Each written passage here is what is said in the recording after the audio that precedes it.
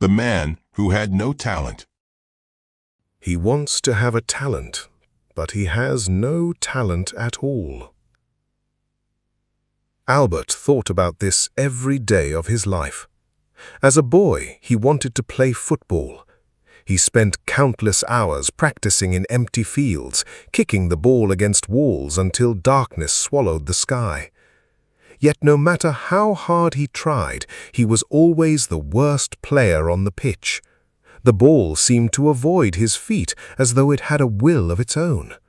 Other boys moved with grace and instinct. Albert stumbled, missed passes, and tripped over himself. Later, he decided he would become a musician. He practiced until his fingers ached and his back stiffened. He memorized scales, studied theory, and wore out old instruments. Yet the melodies that emerged from his hands were lifeless things. Other musicians could make people laugh, cry, or fall silent with a single note. Albert could only produce sounds. Then he tried painting, then writing, then singing, then carpentry, then photography, then chess, then cooking. Each new endeavor arrived with hope and departed with disappointment. He was not lazy. That was perhaps the cruelest part of it all. Albert worked harder than anyone he knew. Whenever he met someone gifted, he immediately set about studying them. He watched what they did, he copied their habits, he bought the same books, he followed the same routines. He rose before dawn and stayed up long after midnight. He left no stone unturned. Nevertheless, talent always seemed to belong to somebody else. There were musicians who could sit at a piano and make beauty flow from their fingertips as naturally as water running downhill. There were writers who could write stories that captured the imagination of thousands. There were athletes who moved as though gravity itself had made an exception for them. Albert envied them all. Not with bitterness, not exactly. His envy was softer than that. It was the sadness of a starving man looking through the window of a bakery. He wanted only a small piece, just one talent, just one thing. Every night he lay awake staring at the ceiling. His mind wandered through imaginary futures in which he possessed some extraordinary gift. Sometimes he imagined himself standing before a crowd, receiving applause. Other times he pictured himself quietly mastering a craft, respected by those around him. The dreams always felt real until morning arrived. Then he would wake up and discover that he was still Albert, still ordinary, still inadequate, still searching. Years passed. The seasons came and went. Friends married, careers flourished, children were born. Meanwhile, Albert continued chasing excellence as a thirsty traveler chases a mirage across a desert.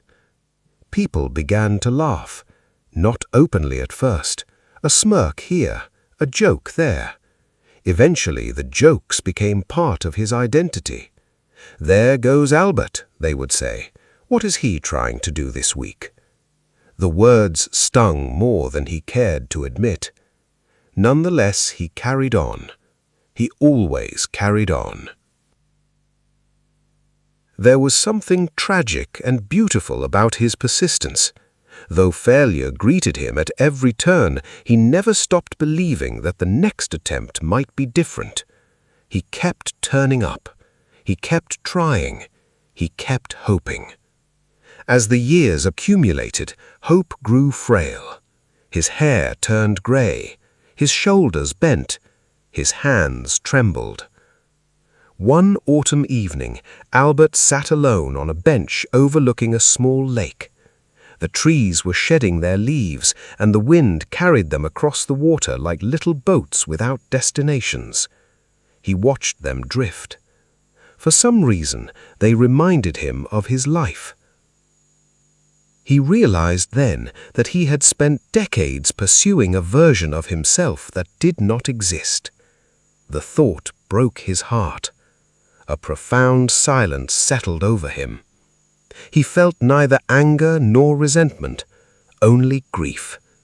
Grief for the man he had wanted to be. Grief for the dreams that had never materialized. Grief for the countless hours spent striving towards horizons that retreated each time he approached them. That night, lying in bed, Albert stared into the darkness. The room was silent except for the ticking of an old clock. He thought about all the talented people he had known. Then he thought about himself. A strange realization dawned on him. Perhaps his talent was not football, nor music, nor writing, nor any of the countless things he had pursued. Perhaps his gift was something far less glamorous, something nobody applauded, something nobody noticed. He had spent an entire lifetime failing, and yet he had never given up. Not once. Even after humiliation, even after heartbreak, even after disappointment had become as familiar to him as his own reflection, he had continued. The thought brought tears to his eyes.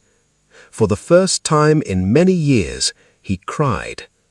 Not because he was untalented, not because he had failed, but because he suddenly understood how lonely his journey had been.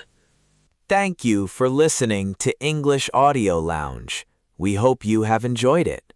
Stay tuned for more audio stories or video classes to improve your English.